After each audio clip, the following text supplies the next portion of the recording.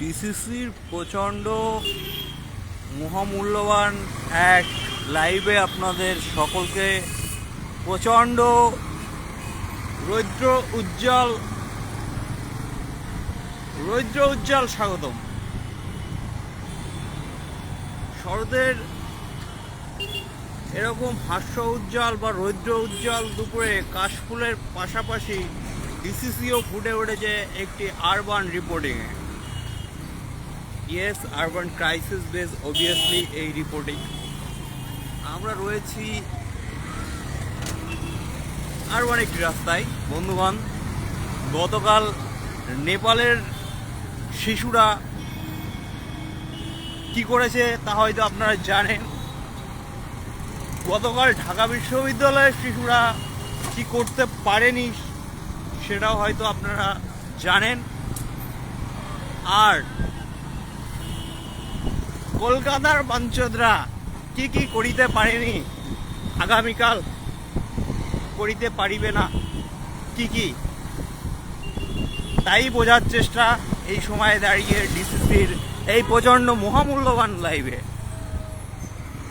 চলমান এই লাইভে আপনারা দেখতে পাচ্ছেন একের পর এক মোটরযান চলে যাচ্ছে আরেকটি মোটরযানের দিকে। মোটরযান ক্রমশ আমাদের টেনে নিয়ে যাচ্ছে অন্য মোটরযানের দিকে। বন্ধুগণ, এরকম মোটরযান চালিত সভ্যতার দুপুরে, শরৎকালের দুপুরে রোদ চশমার ঝলকানি দেখা যায় চারিদিকে। ইয়েস, রাজনৈতিক কাদা ছোড়াছুড়ির বাইরে এই রোদ মানুষকে পড়তে শেখায়, মানুষকে উৎসবের দিকে টেনে নিয়ে যেতে শেখায়। হ্যাঁ, ওই যে বেজে ওঠে আকর্ষণীয় অফার এর বিজ্ঞাপন, যেখানে উৎসবকে আকর্ষিত করতে বালের বিজ্ঞাপন মহামূল্যবান। এই জনগণকে মনে করায় পুলিশের গাড়ি চলে যায়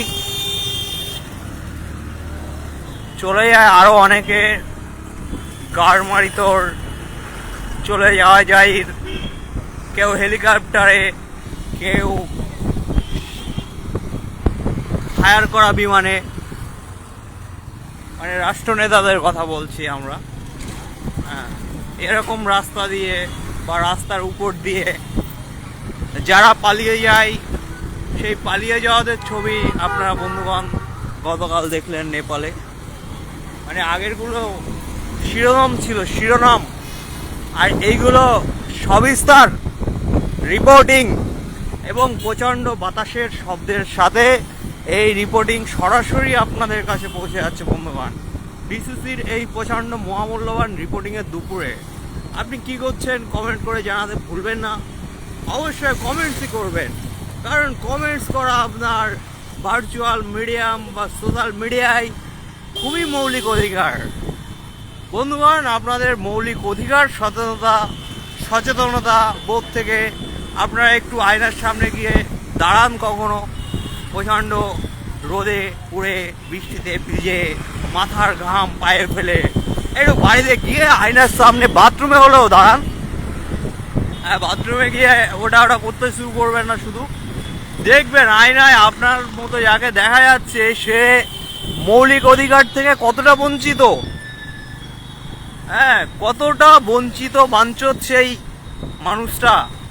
এটা স্থান কাল পাত্র ভেদে সকলে যে যেমন করে পারেন দেখবেন, তাহলে বুঝতে পারবেন কোন সময় আপনি আছেন বন্ধু। হ্যাঁ, ওইখানে দেখা যাচ্ছে এক বাঞ্চত বন্ধু দাঁড়িয়ে আছে। এই বিজ্ঞাপন নিয়ে কথা বলতে গেলেই প্রচণ্ড নয়েজ আমরা আজ করতে পারি। এই নয়েজটাই কি বিজ্ঞাপন তাহলে? এই যে আইসক্রিমের গাড়ি, ওই যে বিলবোর্ড, হ্যাঁ হ্যাঁ,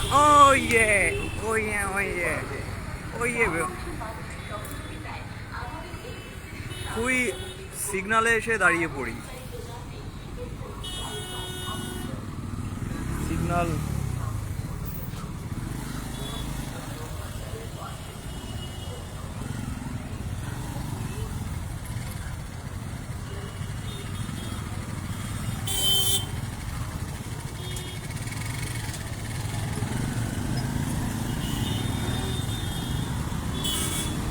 আমি চুপ হয়ে গেছিলাম সিগন্যালের সামনে একটা অটোতে 786 লেখা দেখে।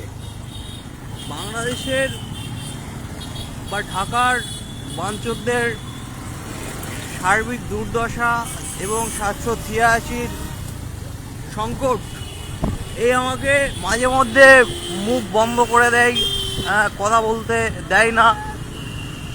তো এটাও আর কি আপনাদের সেমি মৌলিক স্বাধীনতা, মৌলিক স্বাধীনতা প্রপার নয়, কিন্তু কথা বলার স্বাধীনতা, প্রশ্ন করার স্বাধীনতা, আপনাদের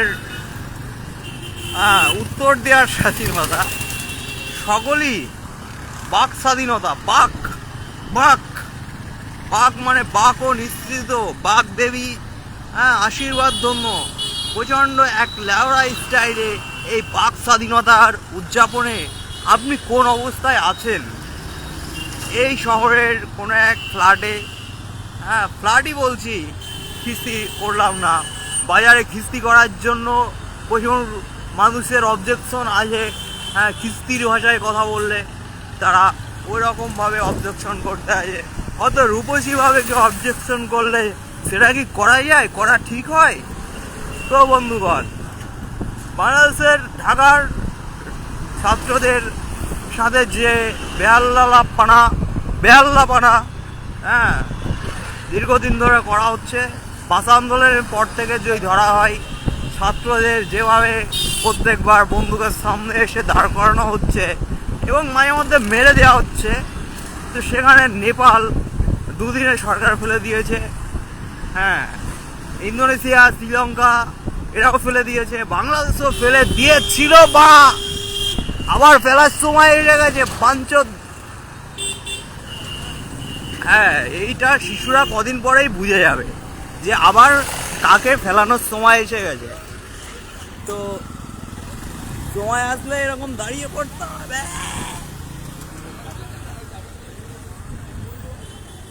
সিগনালে এরকম দাঁড়িয়ে পড়ে বুঝতে হবে বাক স্বাধীনতা আপনার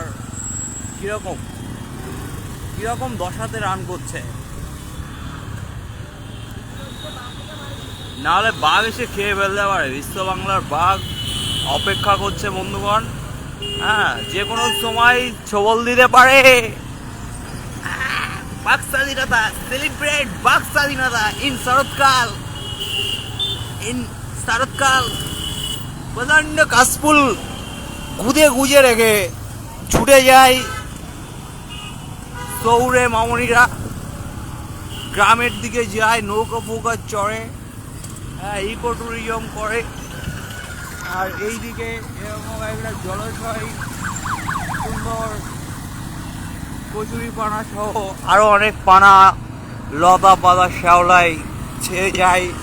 এই দেখে ভালো লাগে যে শহুরে মামনিরা এবং মামানরা তার বাড়ির পাশের পুকুরে খোঁজ না নিয়ে তারা ইকো ট্যুরিজম করে বেড়াচ্ছে। তো বন্ধুগণ, কখন কে কি করবে সময় বলে দেবে। আরবান ক্রাইসিস, এই যে প্রচণ্ড ভাঙা রাস্তা দিক দিয়ে চলে যায়, প্রচণ্ড শক্তিশালী এক টাইপ, কোথায় যায় কাদের তোলে, ওই চলে যায়। প্রচণ্ড চলমান এক সময়, যে সময়ে তুমি দাস, আমিও Das. DCC Das capital city বলে অনেকে মনে করে, না এটা কোনো দাস ক্যাপিটাল সিটি নয়, এটা ডিসিসি এর অ্যাসপেক্ট না হয় ভাবতে পারে, কিন্তু এটা একটি শিশুদের বোঝার মতো বিষয়। ইয়েস, আমাদের সাথে 4 দেখা কমেন্টের এক প্রতিনিধি কমেন্ট করে এই বাক স্বাধীনতার, বাল স্বাধীনতার কী সব বলেছে। শিশুদের বাল বলে অনেকে বলে আদর করে, বাক স্বাধীনতা, বাল স্বাধীনতা, শিশুদের স্বাভাবিক বিকাশ ইত্যাদি ইত্যাদি। বন্ধুগণ, সুইগি জোম্যাটো তো ডেলিভারি হবে না, সেটার জন্য আপনার হার্টফুল হয়ে প্রচণ্ড হার্টফুলি হয়ে এরকম প্রচণ্ড শব্দে বাইকের পোত ফাটিয়ে হবে না। প্রচণ্ড হার্টফুলিভাবে কানেক্ট করতে হবে শিশুদের স্বাভাবিক বিকাশ। ঢাকা মাদ্রাসালয় না কি বিশ্ববিদ্যালয় কিছু একটা আছে, ওখানে শিশুরা যায় না কীভাবে বড় হয়েছে এইসব শিশুরা, যারা বন্দুকের সামনে গিয়ে দাঁড়ায়, যারা বুক পেতে দেয়, হ্যাঁ, প্রচণ্ড বোকাচোদার মতো। লজ্জা, প্রগতিশীল, বামপন্থা, হ্যাঁ, বালপন্থা, সব লজ্জার, খুবই লজ্জার, প্রচণ্ড লজ্জার। তো বন্ধুগণ, ডিসিসি লাইভের আজকের আলোচনা এখানেই শেষের দিকে, কারণ আমরা বিটি রোডে এসে গেছি। এরপরে ডিসিসির লাইভ বিসিসি হয়ে যেতে পারে, এই ভেবে ডিসিসির এই প্রচণ্ড সাদামিকে ভেসে বেড়ানো, হ্যাঁ, এবং প্রচণ্ড বাতাসের শব্দের সাথে চালিয়ে যাওয়া এই রিপোর্টিং এখানেই শেষ করা উচিত বিটি রোড আসার আগে। বন্ধুগণ, বিটি রোডের কোথায় কী অবস্থান সেটা অন্য কোনো রিপোর্টিংয়ে আপনাদের জানানো হবে, বিসিসি রিপোর্টিংয়ে। বন্ধুগণ, সিডিসির এবং আরও অন্য অন্য পজিটিভ কমিউনিটির সকলকে শরতের শুভেচ্ছা এই জানিয়ে, কারণ আমরা বিটি রোড এসে গেছি। আর বিটি রোডে যখন এসেই গেছি বন্ধুগণ, আমি চাইছিলাম না আপনাদের বিটি রোডের করুণ দশা দেখাতে, কিন্তু আমরা এসেই পড়েছি যখন, তাহলে একটু আপনার দেখা উচিত। ইয়েস, এই সেই বিটি রোড, শক্তিশালী বিটি রোড, এবং সেখানে দেখতে পাচ্ছেন, হ্যাঁ, ব্যারাকপুর ট্রাঙ্ক রোড নামে পরিচিত। হ্যাঁ, সেখানে এই যে এক বোকাচোদা বাঞ্চদ করে বসেছিল, আর ওই যে রেডি হয়, শ্রমিকরা রেডি করে প্যান্টালন্সের এস, হ্যাঁ, এস এখনো আলো জ্বলছে, আরো অনেক কিছু চারিদিকে ঘটছে। বন্ধুগণ, দেখতে থাকুন, তত সময় আমরা দেখানোর চেষ্টা করব, প্রচণ্ড এই শব্দ শোনানোর চেষ্টা করব। ওই যে দেখা যায় মিত্র ক্যাফে, মিত্র বালের ক্যাফে, তারপর আরও অনেক বিলবোর্ড দেখা যায় যেগুলো পুজো উপলক্ষে। ওই একজন স্বাগতম জানিয়েছে, প্রচণ্ড বাল, তাকে অ্যাক্সিডেন্ট করে দিল। এই দিকে একটা সুন্দর দৃশ্য পুজোর আগে, এই সেই দৃশ্য, আমাদের খুবই পরিচিত দৃশ্য, যেখানে শহরের সৌন্দর্য প্রকাশ পাচ্ছে। ওইদিকে সাময়িক উত্তেজনা মেটাতে তৈরি হচ্ছে এক প্রাসাদের মতো করে অনুকরণে কোনো এক উৎসব ফুর্তি কেন্দ্র, যেটা আগামী দিনে সেজে উঠবে কোনো এক মণ্ডপের রূপে। বন্ধুগণ, মন্দির ওই বানায়েঙ্গে, এ কথা একদিন যারা বলেছিল তারা আজকে সফল, তাদের কথাই আমরা যেখানে সেখানে মন্দির বানিয়ে ফেলতে পারছি। আমরা মন্দির স্বাধীনতা আগামী দিনে, হ্যাঁ, ইত্যাদি ইত্যাদি এই বলে ভোট দিতে যাব। ইয়েস, বিটি রোডে একটি লরি ব্রাকপুর থেকে চলে এসেছে, এবং এইদিকে সেনাবাহিনীর একটি গাড়ি দেখা যাচ্ছে। আমরা রাইডারকে বলবো একটু সেনাবাহিনীর গাড়িটা যদি দেখানো যেত, আমরা যদি সাইড করে একটু চলে যেতে পারতাম আগে। সেই ছবি আমরা দেখানোর চেষ্টা করব। সেই সেনাবাহিনী নেপালের দিকে যাচ্ছে, কোথায় যাচ্ছে সেই সেনাবাহিনী?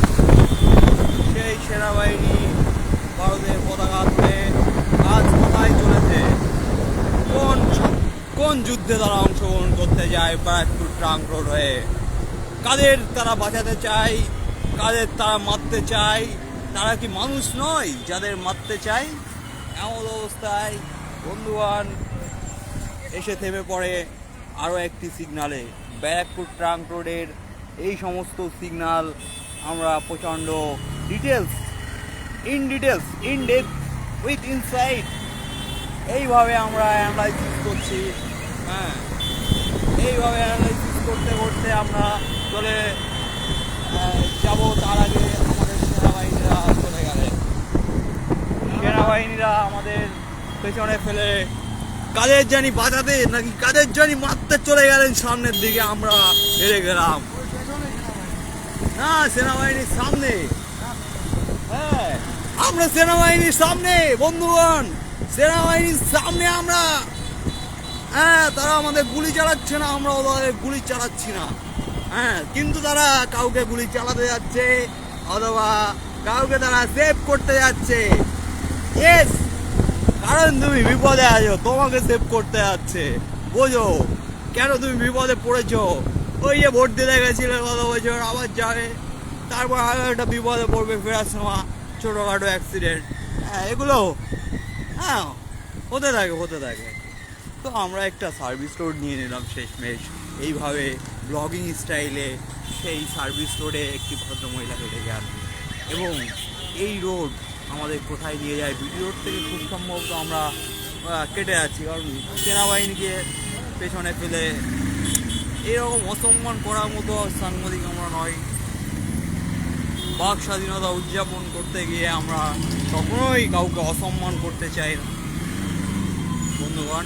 বাক স্বাধীনতার প্রকৃত মর্মার্থ আমরা তুলে ধরতে চাই প্রচণ্ড আলো ছায়ার মধ্যে থেকে। এই আলো ছায়া আমাদের সামনের দিকে নিয়ে যায় বিডি রোড পেছনে ফেলে। তো যেহেতু আমরা একটা লিঙ্ক রোড থেকে বিডি রোডে এক্সটেন্ডের একটা অপশানে ছিলাম, তো আমরা আর একটা এক্সটেন্ডের আর জোনে ঢুকে গেছি। জোন বলতে যেটা বোঝায় বন্ধুগণ। ইয়েস, তো তত সময়ের জন্য